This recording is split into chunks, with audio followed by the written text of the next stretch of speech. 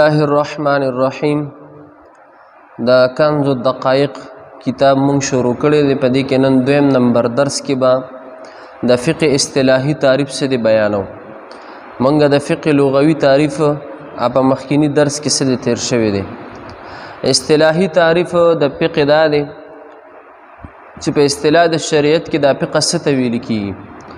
نو په اصطلاح د شریعت کې فقه دې ته ویل کیږي العلم بالاحکام الشرعیه الفرعیه. العلم بالاحکام الشرعیه الفرعیه المکتسب من ادلته التفصیلیه. فقه دا دې ته ویل کیږي چې د احکام شرعیه او فرعیه چې کم علم دی نو دې ته څه ویل کیږي؟ فقه ورته ویل کیږي. کم احکامات چې د ادله او مفصلونو څخه حاصل شي. احکام فرعیه شرعیه څه ته ویل کیږي؟ احکام فرعی داغه ته ویل کیږي چې داغه تعلق څه د عمل سره وي، او احکام اصلي احکام شرعیه هغه ته ویل کیږي چې داغه تعلق څه د اعتقاد سره وي، د عقیده سره وي. او احکام ادله مفصله څه ته ویل کیږي؟ ادله مفصله سلور دي: قرآن، حدیث، اجماع، قیاس. نو موږ به آسان تعریف زده چې العلم بالاحکام الشرعیه الفرعیه المکتسب من ادلته التفصیلیه.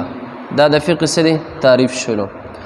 احکام شرعی څه ته ویل کیږي؟ احکام شرعیه ته ویل کیږي چې داغه تعلق څه د عقیده سره وي.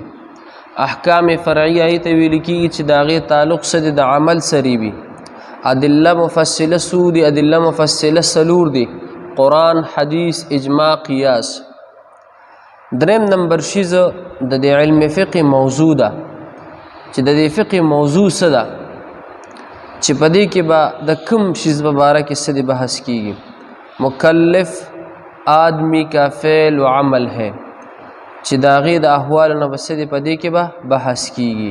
کم سړی چې کم عمل کوي کم کار کوي نو د هغې د احوالو نه چې کوم بحث کیږي چیرې دا سړی دا کار صحیح کوي که صحیح نه کوي، نو دا د علم فقه څه دی موضوع ده. فقه به مونږ ته دا وایي چیرې دا حکم صحیح دی، دا حکم صحیح دی، په دې عمل کوه. دا حکم صحیح نه دی، د دې نه څه دی ځان بچ ساته. پوه شو؟ دا د علم فقه څه دی موضوع ده. علم فقه مقصد څه دی؟ هلکه مونږ به د علم فقه زده کوو څه دپاره؟ علم فقه به مونږ د دې دپاره زده کوو چې سعادت الدارین، چې مونږ ته د دواړو جهانو څه دی کامیابي میلو شي. علم فقه مونږ څه دپاره زده کوو؟ چې مونږ ته د دنیا او د آخرت کامیابي میلو شي. او د علم فقه مأخذ څه دی؟ دا راوتې د څه شیز نه ده. دا علم فقه جوړه شوې د کوم شیز نه ده. نو علم فقه جوړه شوې دا د کتاب الله نه ده، دا د سنت رسول صلی الله علیه وسلم نه ده، دا د اجماع نه ده، دا د قیاس نه ده.